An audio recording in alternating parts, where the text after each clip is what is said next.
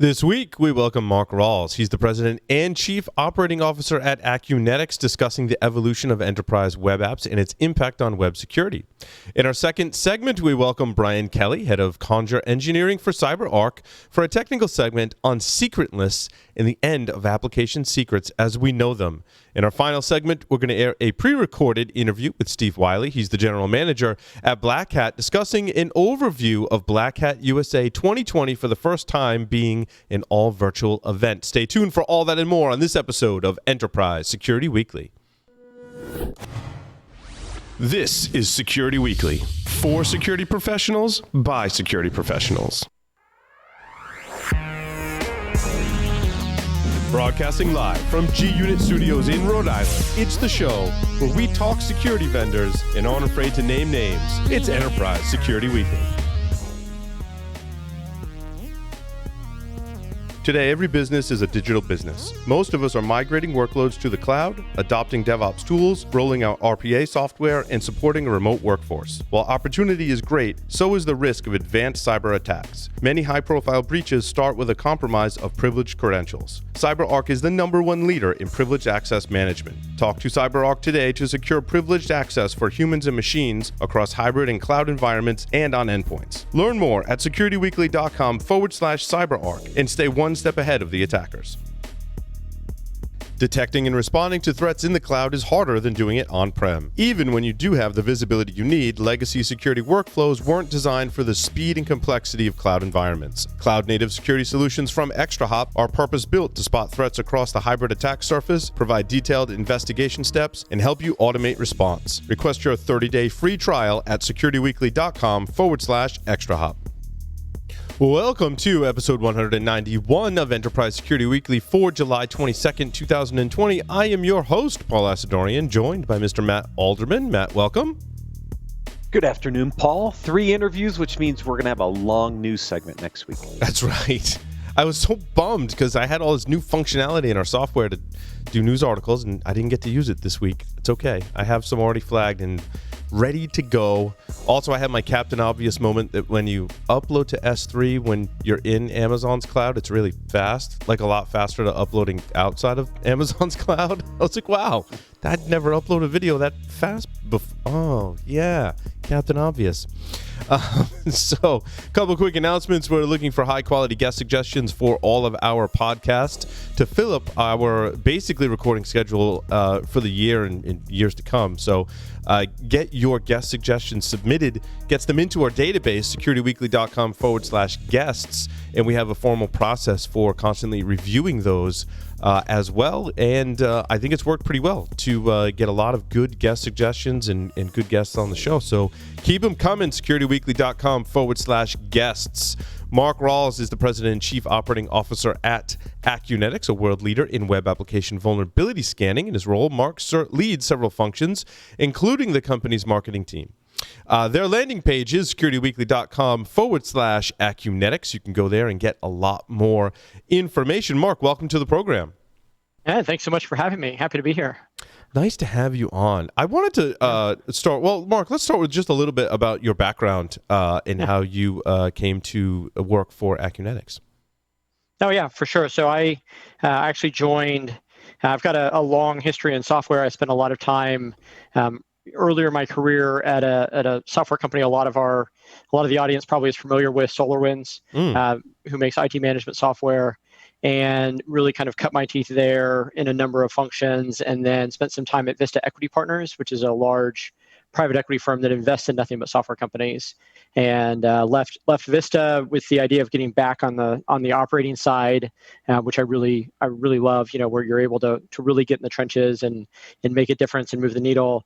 And looked at a bunch of talked to a lot of different companies around Austin, Texas, where I'm from, and really fell in love with just the overall story around Acunetics and what we're doing with web application security, the difference we make for our customers, the opportunity we have in the market to really drive a more secure internet. And so started here in October, and it's hard to believe it's been 9 months already. In fact, yesterday was my 9-month anniversary. And you and I talked at RSA in February, pretty early early in my tenure, and the whole world fell apart between then and now. But I'm glad to be back.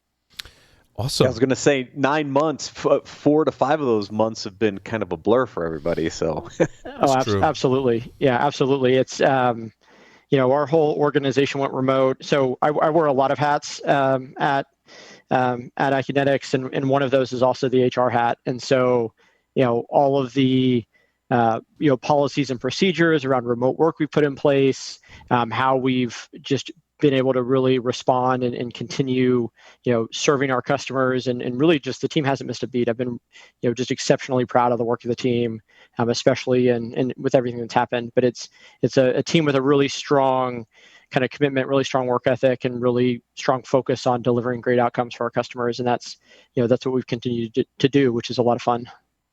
And it's interesting, Mark, how, we've mentioned kind of briefly on several shows about how web applications have changed.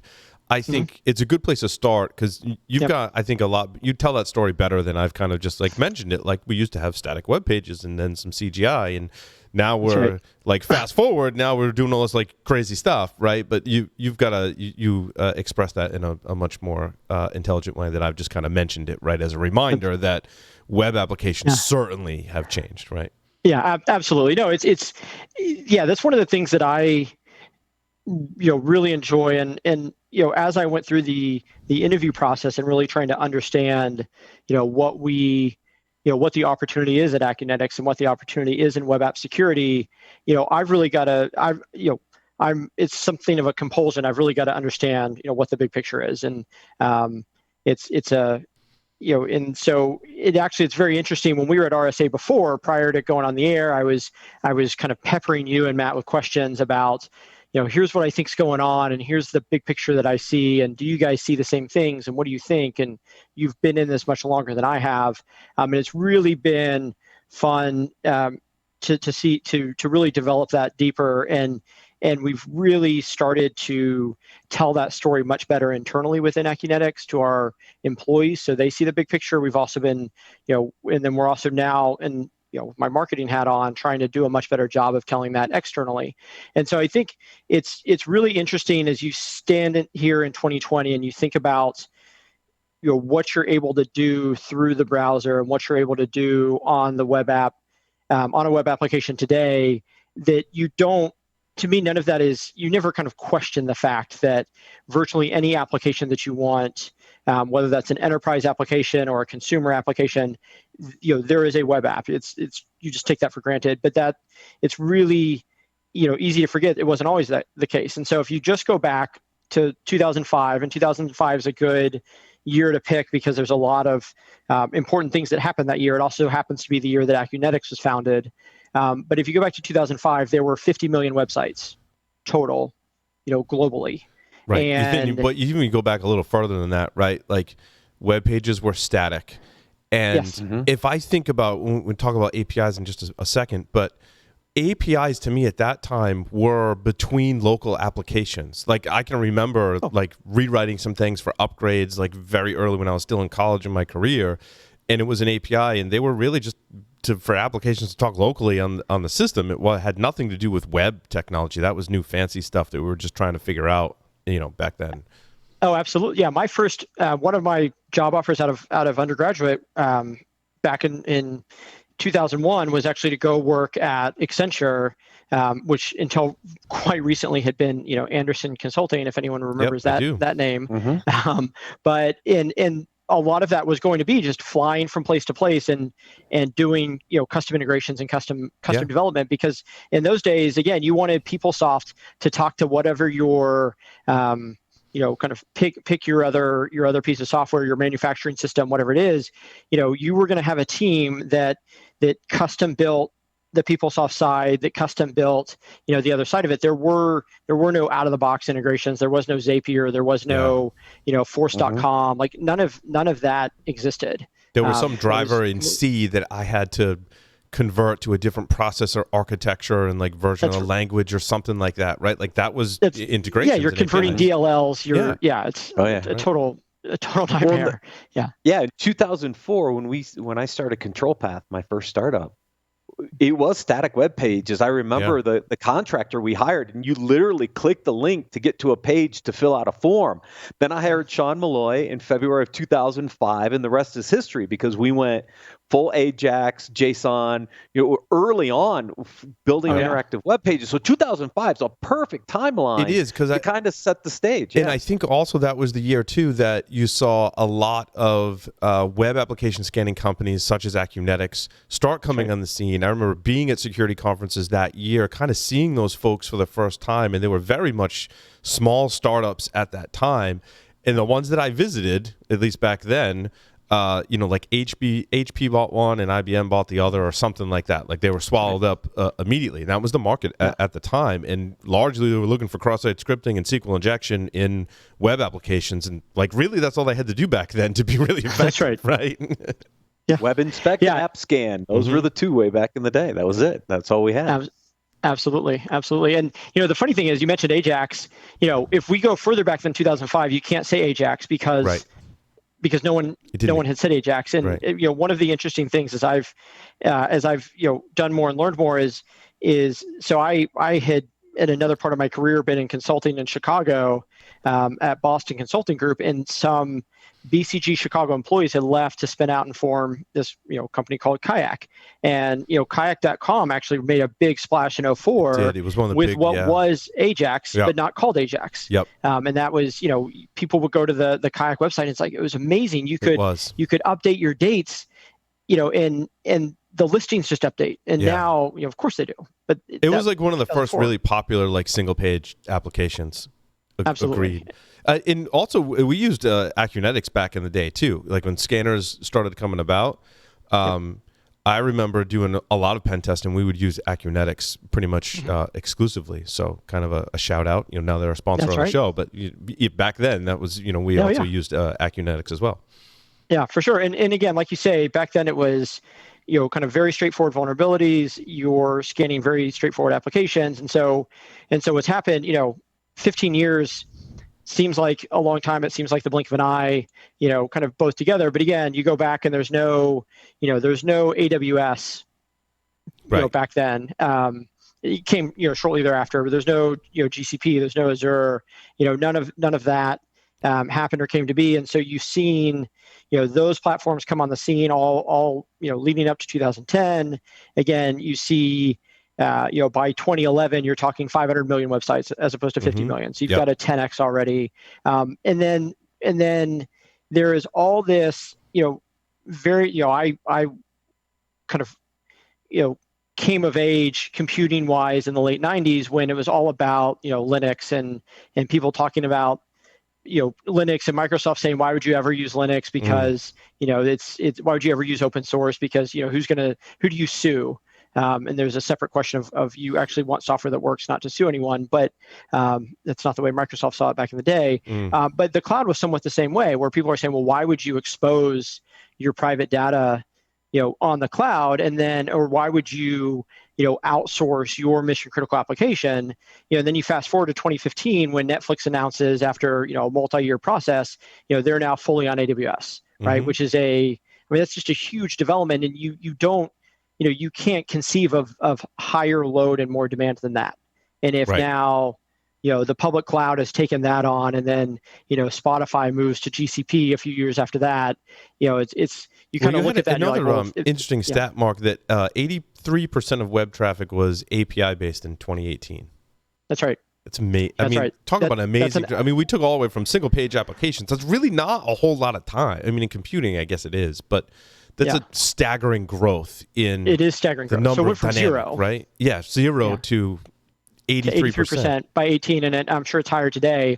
And a lot of that reflects the growth of mobile, right? And mobile applications. And there's, I'm sure you guys have, vendors and do interviews around, MAST and mobile application security testing. That's not something that we do, but every one of those APIs is every one of those APIs that your mobile apps are connecting to, those are web applications that we do scan and secure as part of our portfolio. And so, you've got this huge shift of APIs. You also, starting kind of in the mid-teens, you also get microservices. Yep. So no one really used to talk about developing with microservices, and then all of a sudden it hits the scene, becomes all the rage. And when you're talking about an agile, development model, you're talking about CI/CD, daily builds. You can't operate successfully in that framework if you have a monolithic architecture. You have to go to microservices, right? There's no other way to be productive. Right. Now we have so many options. What that means is that so many options. Yeah, exactly. Too. Yeah, exactly. For sure. So what that means, though, is that you've got, again, in the old world, you have this kind of single monolithic application.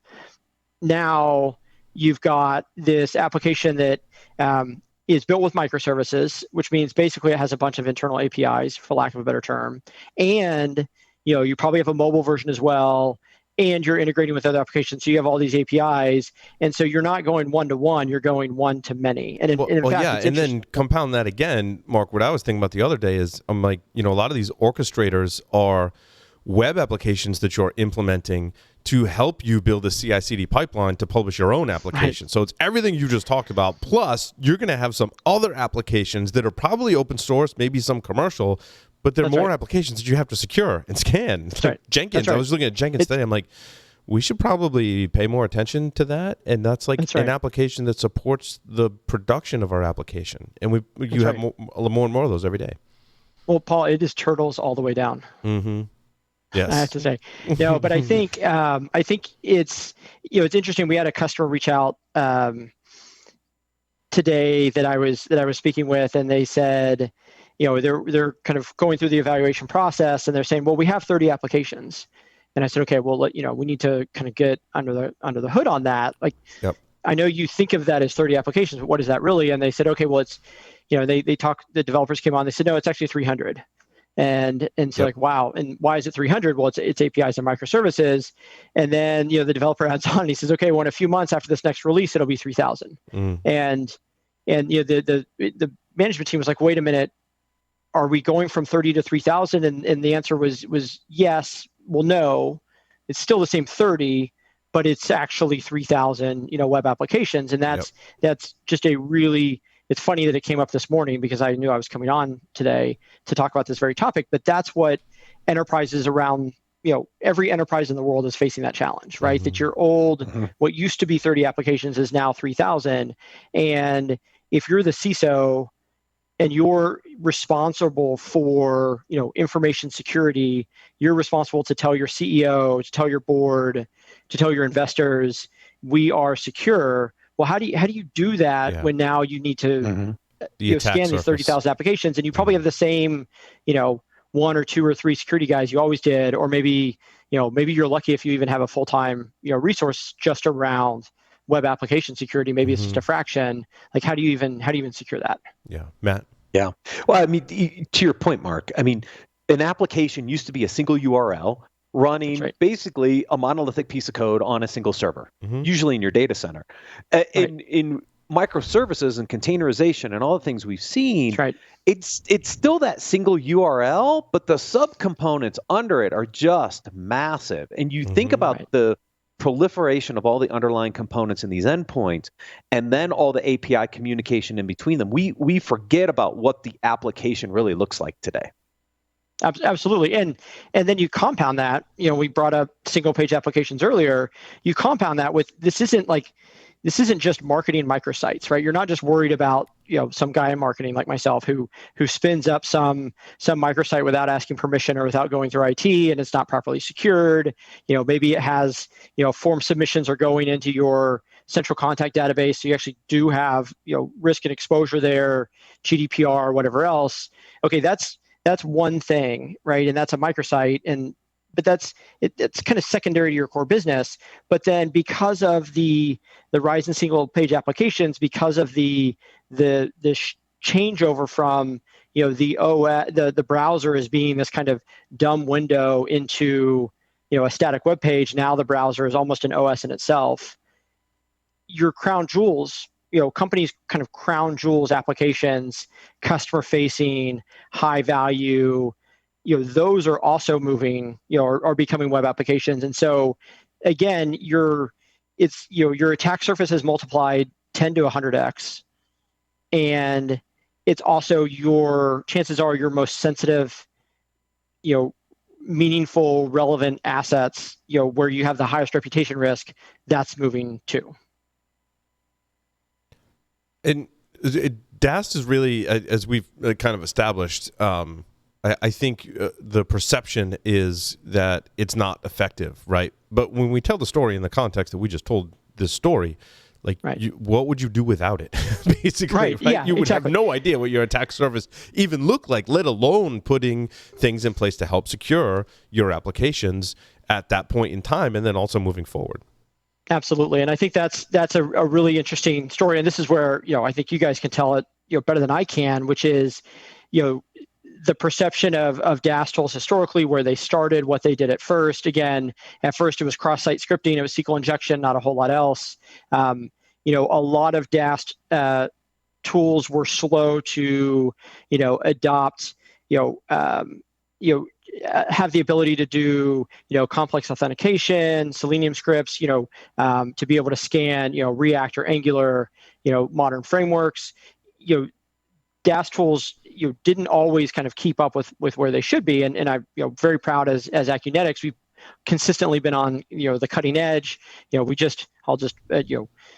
I enjoy kind of having the high level conversation. We did just do a release with a business logic recorder, which again allows you to just test your applications in a more robust way. But that's those are things that most DAST tools for most of DAST history wasn't able to do.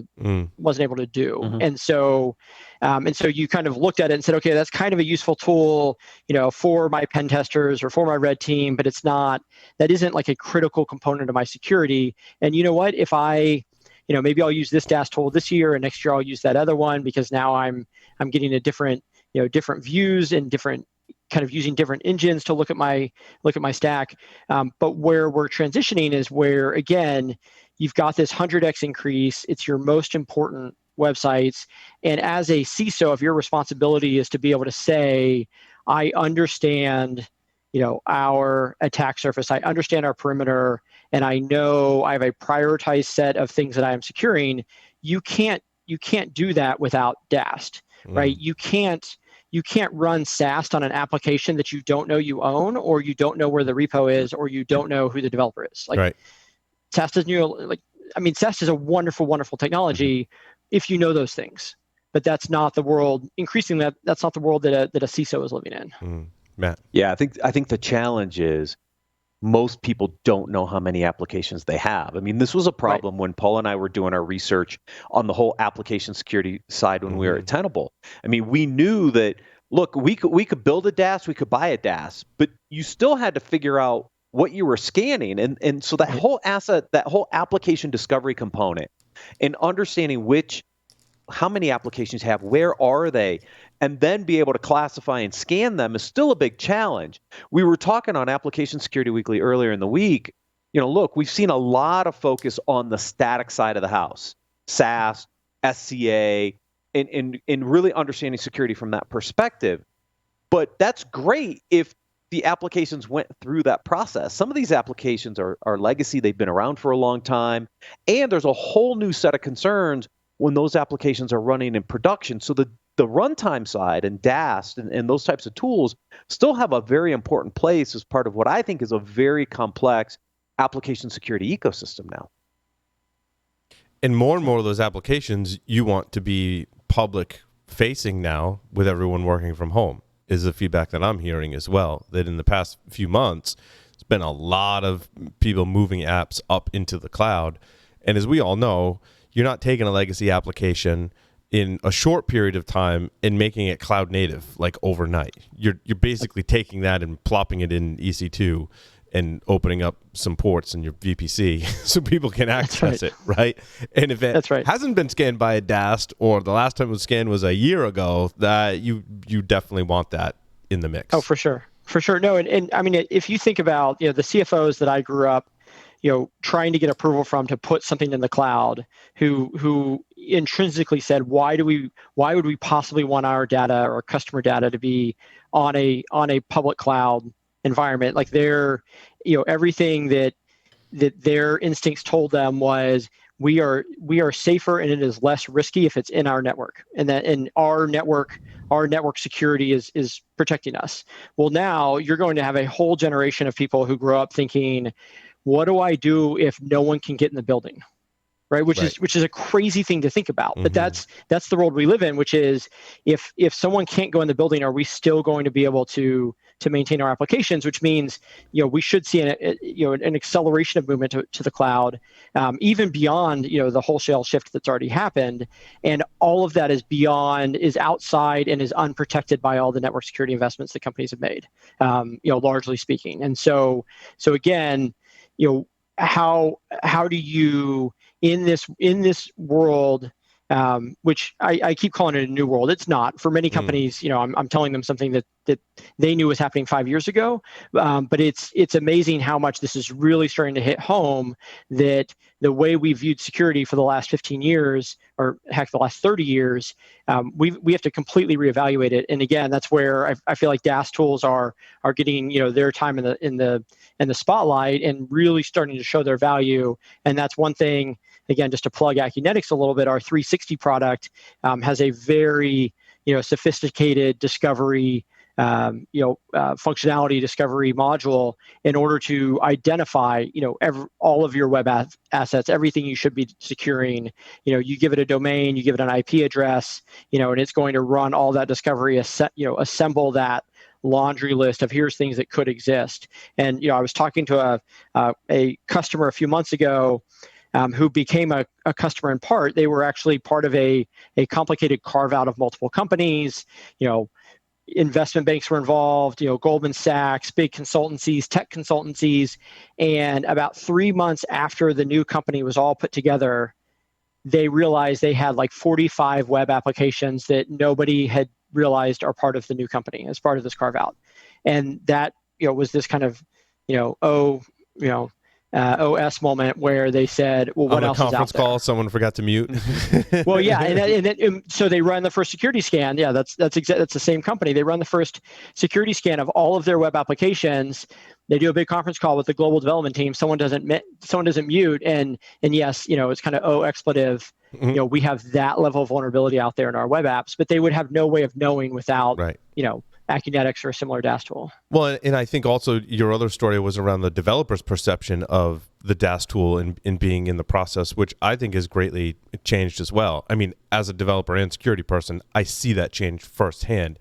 The tools aren't now telling me about stuff that completely doesn't matter and is riddled with false positives, as was largely the case, 20 years ago with several other tools, right?